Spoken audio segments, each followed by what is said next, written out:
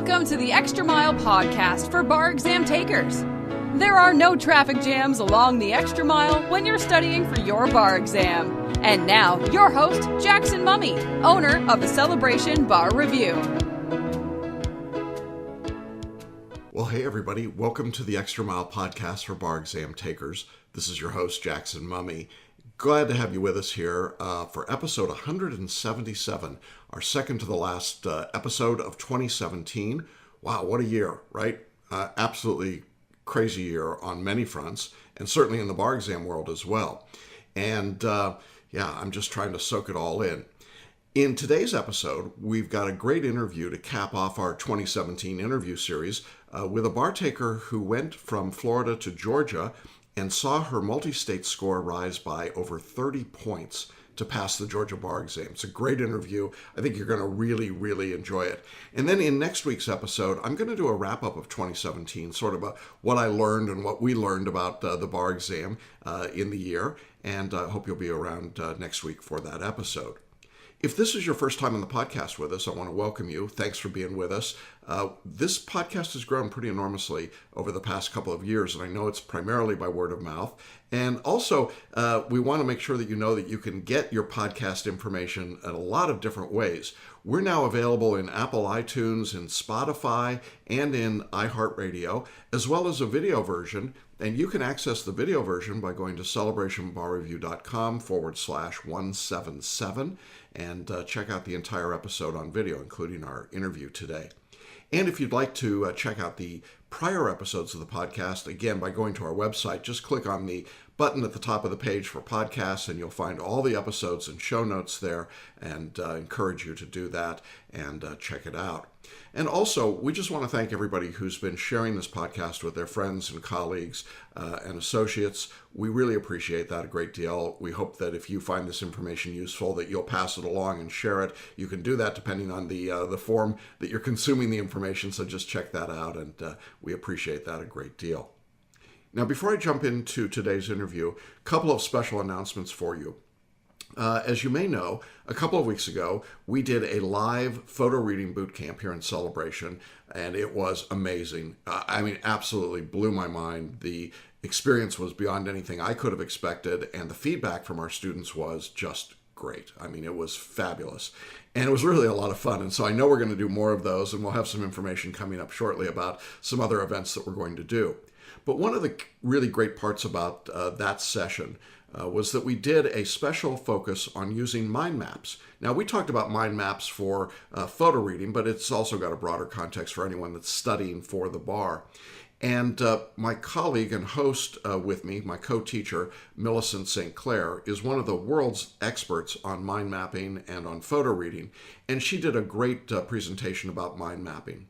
Well, I wanted to expand that and make it available to more people. So this Wednesday, December 20th, so if you're hearing this on the day this podcast releases, you'll have a chance to check it out, but there will be replays available as well. So we're going to do it live December 20th at 8 p.m. Eastern, so that's 5 p.m. Pacific. This is a special webinar. We're going to use some of our footage from boot camp, but I'm also going to walk you through how to create mind maps and how to use them when you're studying for the bar. Now, I think mind maps are the most significant way to take what you've read and be able to use it. Far more effective than flashcards, more effective than outlines, more effective than note-taking. It beats every single one of those things, and we're seeing those results all over the place. So I wanted to show people how to do that. Now, this webinar is a paid-for event. The fee is $95. When you go to the webinar page, and we'll link to it up in the show notes, you have the opportunity to pay for it, and then you have unlimited replays. So I hope you'll check it out and be with us. We're going to show you literally how to create mind maps for the bar exam, how to make the best use of them, how to study, how to create them, how you want to be implementing them in your overall study program. And if you're taking the bar in February 2018, or even in July 2018, I think this is a webinar you can't afford to miss. So again, our live presentation will be this Wednesday, December 20th at 8 p.m. We'll put the link here in the show notes so that you can jump in and get registered. And if you haven't registered for photo reading or added that, we'll give you a link to that as well. Then we'll run some replays, and you'll have the opportunity to purchase and attend the replay at a later date. Now, the other webinar I want to let everyone know about is our classic webinar, How to Make the Next Bar Exam Your Last Bar Exam. This is the powerful, proven way to pass. And we're going to take you in this webinar through the 4 steps that you need in order to pass the bar exam. We'll be sharing lots of case studies with you. We'll be showing you step-by-step what you need to do. This webinar, How to Make the Next Bar Exam Your Last Bar Exam, is completely free, but you do need to register. And you can register in one of a couple of ways. You can, again, click on the link here on the show notes page, or you can go to celebrationbarreview.com and you'll see the link right at the top of the page. The webinar will be held this Thursday, December 21st at 7 p.m. Eastern, so that's 4 o'clock Pacific time. Due to the Christmas holidays, that's the only opportunity that we'll be offering for a live webinar this week, and we'll do another live webinar on December 28th. So a couple of opportunities there on Thursday nights at 7 p.m. But we do offer with this webinar an on-demand feature. So if Thursday night doesn't work for you, just click the on-demand feature and you can watch the same presentation at your schedule at your convenience. So one way or the other, make sure you get in for that webinar. I think you're going to find it really helpful. Well, I want to jump into our interview today with Ashley Carnage. I think you're going to really find her to be a wonderful and amazing person and a great story. The backstory is that Ashley took the Florida bar exam using one of the big box bar review courses, and her multi-state score in particular on the Florida exam was, I think, a 120 or a 121. Then she came to us for preparation, and she decided to switch to the Georgia bar exam, which frankly is a pretty tough test. But we took a very different approach to her study, as you'll hear. And the result was that she scored over a 150 on the MBE and the Georgia bar exam, which was enough to pull her, obviously, to a passing score. That's a huge jump, another 30-point jump from a student. We've had a bunch of those in this July 2017 season. So I want to share Ashley's story with you. I think you're going to really enjoy it. And let's jump into that interview right now. Well, hey everybody, welcome to Hanging Out with Successful Bar Exam Takers, and we've got a really great opportunity today to talk to a newly successful Georgia bar taker, Ashley Carnage. Hey Ashley, how are you? Good, how are you? I'm great. I'm imagining that you feel pretty good right now getting these results in, yeah? Yeah, I feel pretty great. It's a great feeling. Yeah. Well, I want to be able to give you the chance to share your story with our audience today, because Georgia's a really tough exam, isn't it? I mean, this was not a gimme. Yeah, it was pretty tough. It's a lot of writing on the first day. Yeah, there's a lot to do there. So let's back up and talk a little bit about where you went to school, what your plans were, what kind of got you in, down that road towards the bar exam. Okay, well, I attended law school at Florida Coastal School of Law, and I attended undergrad at FAMU. Initially, I was a biology major, and I changed my major to political science, Okay. pre-law. And since then, I ended up getting in Hatchet Pre-Law Society at FAMU, and they pretty much guided me in the direction going to law school, getting in, and so forth. So I got to Florida Coastal. I was actually in the Ample program at Florida Coastal, so I had to go the alternate route to Do get you want in. to explain that to our audience? Tell them a little bit about that. So the Ample program is for people who didn't get into law school. Either their GPA wasn't adequate or their LSAT score wasn't adequate enough to get them into law school the regular way. So what they do is they give you 2 courses, negotiable instruments and Fourth Amendment, I believe. And you have to make, I want to say, a 3.0 or higher. And I ended up getting a 3.5 between those 2 courses, so they let me in based Okay. on that. And I've graduated from Florida Coastal in December of 2016. And yeah, here we are. Okay. So So after you got out of Florida Coastal, you sat for the Florida bar exam, right? I did. I Okay. said, Let's talk a little bit about that, because that was a tough experience for you. right, right. I took the Florida bar exam in February. I did not get favorable results from that. I took Barbary. Um, there wasn't enough time, I felt, to get all of the stuff done that they expected you to do. As far as instruction, there wasn't a lot of instructions. It was more like sink or swim for me. Um, yeah, I got my Florida bar results back in April, and I was devastated, of course, as most people are when they take the bar exam. I scored, I believe, a 121 on my MBE, Okay. and And just for our audience, you need a 136 basically. So a bit of a gap. Now, again, to be clear, you didn't start your studying with them until after you graduated from law school, right? So you'd been through and Florida Coastal, if my memory serves, does a bar prep class. Were you part of that class as well in your third year? right, Yeah. they make us do 2 bar prep courses the last semester. So yes, I was Okay. part of. Yeah, so just to put not to put too fine a point on it, but they make you pay tuition dollars for bar review and then buy a bar review. So Mhm. okay, funny how that works. All right, so you worked at it, and you graduated pretty comfortably. I mean, you did well in law school after you got into school, right? I mean, you weren't a bottom of the class kind of person. No, I never failed the class in law No, school. I graduated early actually. yeah, So I yeah. was supposed to graduate in May. I graduated in December. So yeah. Okay. And the reason I know this, folks, is because Ashley came to me through a mutual friend who is a pretty good picker of talent, Dan D'Alessio, right? Yeah. And Dan said, there is a young woman over at Coastal who I think's got a lot of ability, and she's getting really frustrated with the way things are going. Can you help her out? So that was the connection, right? He suggested that you talk to us. So you finished the Florida bar. You get your results in April. They're not favorable. Feels pretty discouraging, doesn't it? Right. Yeah. Yeah. It was So definitely discouraging. yeah. So talk our audience through kind of your thought process at that point. Well, my thought process was immediately after I got my results, a couple days later, I ended up calling you, Mhm. I believe, and Yeah. then I signed up for your course, and I'll just jump right back on the horse a couple Yeah. days later.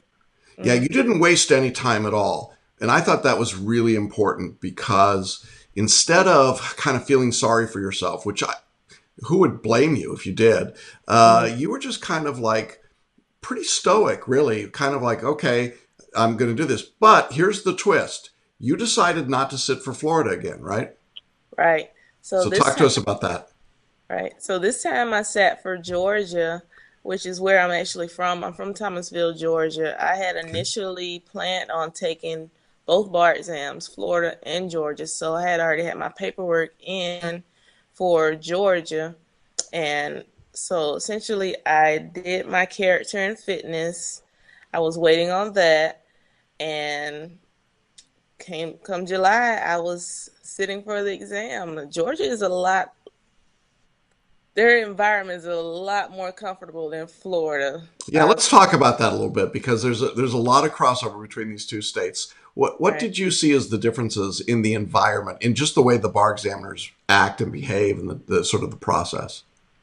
Oh wow. Florida, you have to go through metal detectors, and I don't think there were any metal detectors in Georgia. They weren't checking your IDs or anything. I mean, you had to put your ID on your desk and so forth. But it was just Florida is a lot. Florida is more of a haze than Georgia is. That's I'd a great say way to that. put it. That's a great way to put it. It is a haze. It's a mind game that gets played. And of course, the proctors coming and turning their heads, putting their heads under your head and looking, it's like, really? You Right. can't look at my ID without looking up my nose? I mean, it seems an Right. odd thing. Right. But in Georgia, that wasn't happening, right? No, no, it was very comfortable.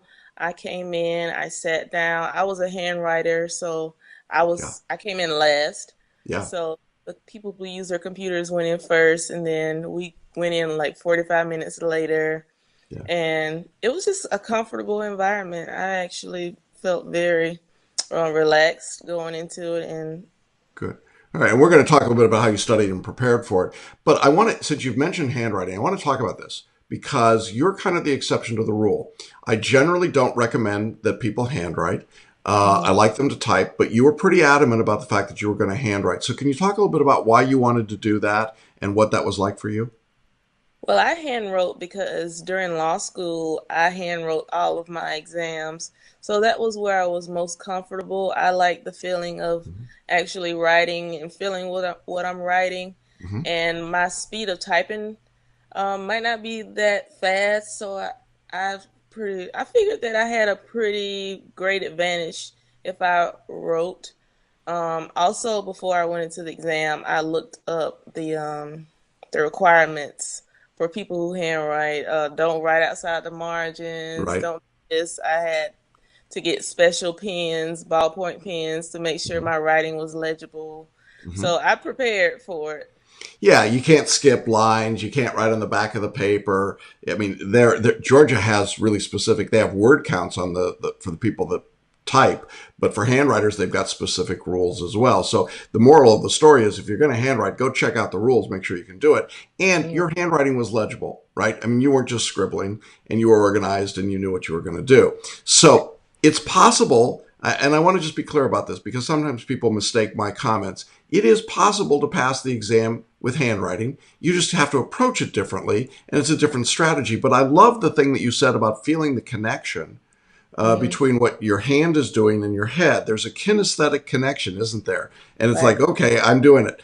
And, truthfully, anybody my age, that's how we did everything. We hand wrote all of our tests. We hand wrote the bar exam. I mean, that was the norm until probably 5 or 6 years ago. So it is certainly possible to do it, and you're an example of that. So that was awesome. Well, let's back up a little bit now and just talk. You made the decision you were going to take the Georgia bar exam, and so we said, okay, let's get started here. And you signed up for our basic coaching course. Mhm. Um, Talk to me a little bit about what the study process was like and what you saw that was different going through our course than what you had done previously. Okay, so going through this course, I like the fact that I only had to put 3 to 4 hours of studying in a day. I mean, I was at the library every single day, even on the weekends, but it was only for 3 to 4 hours. So it didn't feel like I was putting that much of a stress on my brain. Hmm. Um, I feel like I was able to keep my stress levels down while studying for the exam. And I also like the fact that we didn't, it wasn't focused on memorizing the information. It was just Sure. focused on knowing like what you were talking about and what you were seeing and what you were learning. Like it was repetitive and redundant, Hmm. and you got it. Like Right. afterwards Right. you were able to, I guess, spit it out as if like you had known, because some of the stuff As that if you was, knew it. yeah, some that was on there like you didn't even see in law school. Right. Right. I mean, everything that's on the bar exam, you may not go over in law school. So it's kind of Right. like it was a great course. I'm definitely going to take it again for Florida. Good, good. Well, I appreciate that. Our approach of spaced repetition that you're talking about versus memorization really does make a huge difference, doesn't it? Instead of creating flashcards and spending all those hours trying to memorize, now you're just seeing the material, repeating the material, getting ready, using practice questions, and so on. Um, were you working while you studied this time, or were you studying full time? I was studying full time. Okay. My dad is a big advocate of not working while you study for the bar exam. So he was just like, focus on what you have to do, and this is your full time job, and get this done. So, That's awesome. Yeah. Good dad. Thank you, Dad. So yeah, I get that. All right. So you're studying, you're going through all this process. You were part of our uh, Facebook group, The Extra Mile, right? mhm. Did you participate in any of the group coaching calls? I didn't have the opportunity to participate Okay. in any of the group coaching calls, Okay. but I did check the Facebook group periodically to see Right. what everyone was talking about, and see whether people had the same problems I had while studying, or just to Yeah. voice my concerns about, you Yeah. know, yeah. And that was helpful. And I've noticed I've said this in other interviews, but you've come back to the group as now a member of the bar, and you're offering your support and suggestions to students. And it's so wonderful to see that. And I'm so appreciative. But I mean, we had a student that was really struggling with handwriting, whether they should or shouldn't, and you jumped in there and said, "Hey, look, it can be done." It's you just. Right. And I thought, this is perfect. It's so good to hear from somebody who's had that experience and can say, "Here's what should happen." So I think our Facebook group is this wonderful opportunity. It's a community of people. And as we get, students who pass are sticking around to help out, which is just really, really awesome. Right. So you're studying, you're working through all this, you're following our syllabus. You said when you did the Florida exam, you felt kind of behind already because of the short time frame. Did you have that same sense in getting ready for Georgia? No, actually, I felt like I was on track most of the time. Even if I got a little bit behind, it it wasn't so overburdensome where I couldn't, catch back up because you only have to put in 3 to 4 hours a day. Right, right. So, if I ever got behind on my multiple choice, then I would just try to double it up, but do part of it in the morning and part of it in the evening, and it wouldn't be much of a burden on me. But having to do 8 to maybe 10 hours a day with Barbary, you couldn't get behind. Like, I know you have to be disciplined, but even the best of us procrastinate. It's a hard one. Yeah, it's definitely hard to do that. And one of the things that's interesting, having been through both Florida and Georgia now, is that you see how many subjects Georgia tests or Mhm. can test. That was a bit of a shock, wasn't it? Oh yeah. What threw me for a loop was well, actually, I expected all that to be on there because of your um you don't say predictions anymore, but My preview. yeah. But the anti-litem notice Yeah. threw me. I didn't know. I was like, what's the anti-litem notice? But yeah, it's Yeah, but not yeah. something they've tested before, that's for sure. But there were just a lot of subjects. I mean, Georgia has more subjects available to test, and then they kind of go off these weird ways. And of course, it was a 45-minute essay instead of a 60-minute essay, so that was a bit of an adjustment too, wasn't it? Going from the longer question to a slightly shorter one, and you added the performance test. What did you think about the performance test component? I think I was prepared for the performance test component because of, I guess, your course, definitely your course, because we had done, I know I probably did maybe 2 to 4 Mhm. NPTs Yeah. to prepare myself, but both of them were objective, I want to say, and both of them were to a legal audience. Hmm. So I felt as though they were pretty fair and straightforward. But in order to do it and in order to manage your time, you have to practice. There's no way that you can go in there Yeah. and dedicate an hour and 45 minutes to each, and or is it an hour and Hour 45 and a minutes? half. Hour and a half. Yeah, 90 A half minutes. each. So it's 45 minutes to outline, and then you Right. take the other 45 to do whatever. But yeah, it That would be was tough. no way you can go in there, not practice, and try to balance your time. It's a race for time. Yeah, it definitely is. And Georgia, I think, really pushes you with the essays and the performance test, 2 performance tests in that first day. So a lot to be doing there. And I know that makes a difference too. So you go in, it's a 2-day exam, you take the test. How are you feeling after you come out of the test? What's your mindset as you finish up now? The first day or the second day? Well, you can talk about either one. Okay. Well, after the first day, I really had to get my mind back in war mode because after the first day, you kind of get relaxed, like, oh, the hard part is over. Yeah. But as I was sitting in my hotel room, I was just like, no, you have to get back up and you have to do more tomorrow. So you just have to keep your mind in the mindset that I'm not finished after day one, that there's more that I have to do.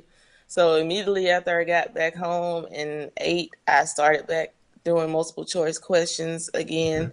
I also did the 10 multiple choice questions you told us to do in the morning to get our Yeah. mind prepared. And after day 2 of the MBE, which I didn't find many challenges with the MBE. I think you prepared us pretty well for that. After that, I just felt free, like freedom. and now you have months to wait for results, right? Because Georgia's Right. very slow in getting results out. So what's that period of time like when you're waiting for results and you see them coming in from all these other states? It's immediately when I saw people get their Florida bar Hmm. results in, I was like, oh my gosh, I wish that was me. Yeah. It's just like, I wish that was me. I wish that was me. It's a long wait, but it's worth the wait.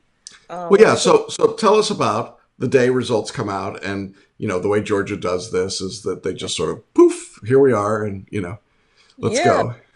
so Georgia doesn't release. They didn't release theirs in the morning this No, time.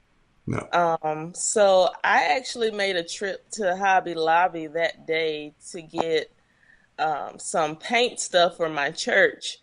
So as I'm in Hobby Lobby, I get a notification and I see this from the Georgia bar. So I'm in Valdosta, but I'm from Thomasville. So I'm like, I'm not opening it until I get home. So I didn't open it until I got home, which is a 45-minute drive. So the whole time I'm riding back to Thomasville, I'm thinking, I wonder what these results are like. I wonder what they say. So I got home. It's me and my dad sitting in the living room, and I opened my results. Now, mind you, the website is loaded with people, so you can't get in immediately. So I'm like, oh man, the anticipation is ridiculous. So I get in, and I see the boilerplate language. I'm glad to tell you, blah, blah, blah, that you have passed the Georgia bar exam. You have achieved a passing score on the Georgia bar exam. So I do like the Tiger Woods. I do like the Tiger Woods thing. And yeah, it was a great feeling. I know me and my dad, we literally stood in the living room and cried. My mom was at work, but me and my dad stood in the living room and cried. So it was a great moment for me. It is a great moment for you. I'm so proud of you. I'm so proud of you having the internal strength and the faith to keep pushing forward and to do this work.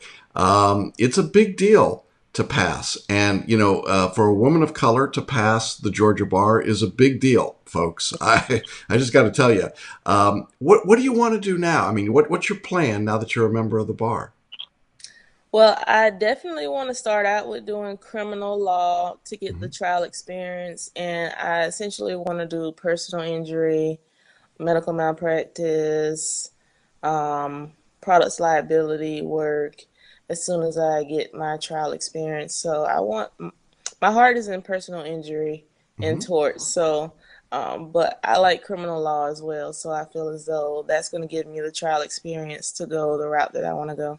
Yeah, that's awesome. And it's a great way to get the trial experience and to be part of it. So you're going to stay in Thomasville? Is that your plan? Or are you going to go to Atlanta? Or? I'm a country girl, so I prefer Thomasville, small Okay. town. Yes, sir. That's awesome. That is so great. Well, so your dad got to be there with you when you opened the results and you had that moment. What did your mom think and what did she say when she found out? She was ecstatic. She was very happy about it. She was telling me that she was proud of me and that all my hard work had paid off. And that's always good when your parents are proud of you and what you're doing. That's one of the things that you strive to do is to make your parents proud. So I was happy about that. Yeah. Well, I'm proud of you too. Thank And I know our entire team was just really excited. I mean, we did a couple of Tiger Woods fist pumps when we heard too. So, it's just an awesome thing to accomplish. There are undoubtedly some people in our audience today, Ashley, who are thinking to themselves, gosh, I just don't know if I can do it. I don't know if I can get up and take this exam and be successful. What would you advise them? What would you say to them?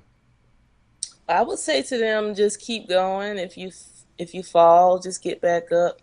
Fall 7 times, stand up 8. That if you believe in whatever you believe in, the God, like you say, the God of your understanding, Hmm. that He doesn't give us the spirit of fear. Right. So just know that you can do it if you put your mind to it and continue to keep keep believing that Yeah. you are able and that you're capable. Yeah.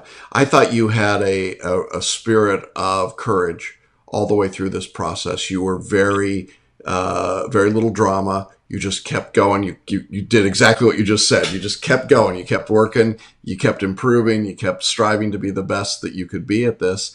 And what a great feeling it is to be rewarded for all that work and effort and sort of like, ah. And, sometimes I ask sometimes, does it feel kind of like you got your life back when this is all Yeah, over? Yeah. yeah, yeah, it did. Isn't that an amazing opportunity and experience?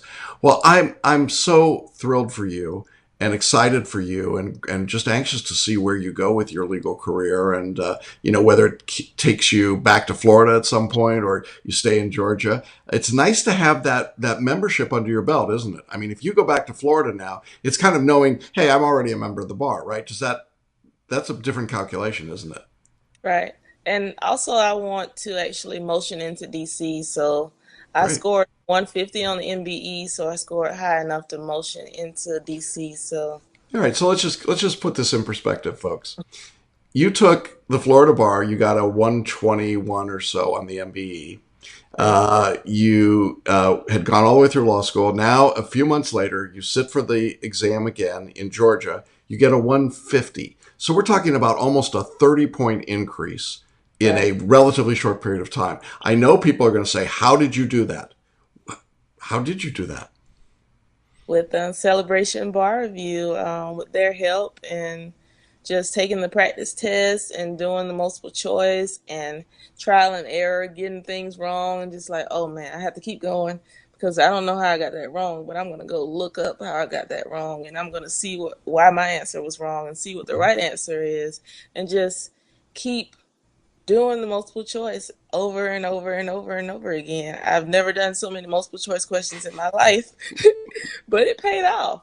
Yeah, it sure did. That's just awesome. I mean, that 150 score, yeah, you can wave into some other jurisdictions. I mean, you'll pass any jurisdiction in the country with a 150 multi-state. I mean, I'm not saying you should go take California, but you could. So there's a lot there and a lot for you to be proud of.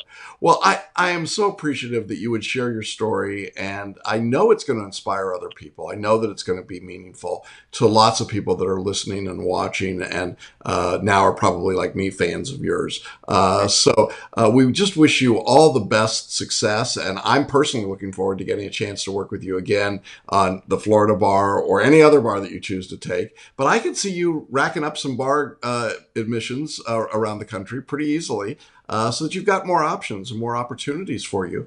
And I think the more that you could get those options, the more of an impact you can make, right, in the world, the more you can do, whether it's in criminal law or personal injury or tort law or whatever might come along.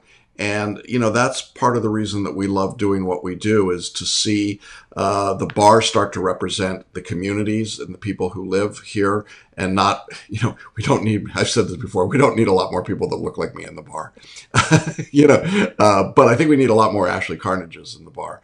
And so I am just incredibly pleased for you and so grateful that you would come and share this. Anything else you want to share with our audience today? Any last sort of words of advice or wisdom for them? Just know how to take a lick and keep on going.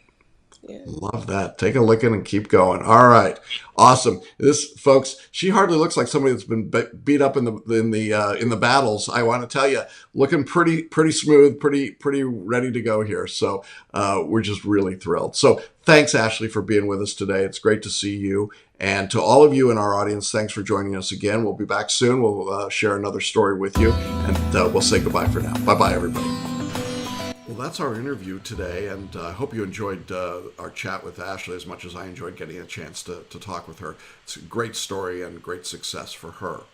Now, I just want to quickly remind you, if you are watching or listening to this podcast on Wednesday, tonight, December 20th at 8 p.m. Eastern, so that's 5 p.m. Pacific time, we have our special webinar, How to Use Mind Maps for the Bar Exam. We're going to take a deep dive on this technique of mind mapping. You're going to hear from Millicent St. Clair, one of the real experts in the world on mind mapping, and I'm going to work with you on the webinar to show you literally how to set up your mind maps and to use them to study. There is a fee for the webinar, so make sure you jump on and secure your place and make your payment for that. And then on Thursday, December 21st, we have our special webinar, How to Make the Next Bar Exam Your Last Bar Exam. That's a free webinar, starts at 7 p.m. Eastern, and again, you can sign up here on the video page or on our website at celebrationbarreview.com. Well, I hope everybody has a great holiday weekend. We're going to be traveling to New Orleans to watch the Saints hopefully beat the Falcons. I hope. So Christmas in New Orleans is always a great treat for me, and I hope that you get great treats whatever you're doing and wherever you're going and however you celebrate this holiday season. I do hope everyone will take the opportunity to just reflect on what an amazing year this has been. I hope that 2018 brings great things for you. If you're going to be taking the bar exam in 2018, we look forward to being with you on that journey into an awesome year.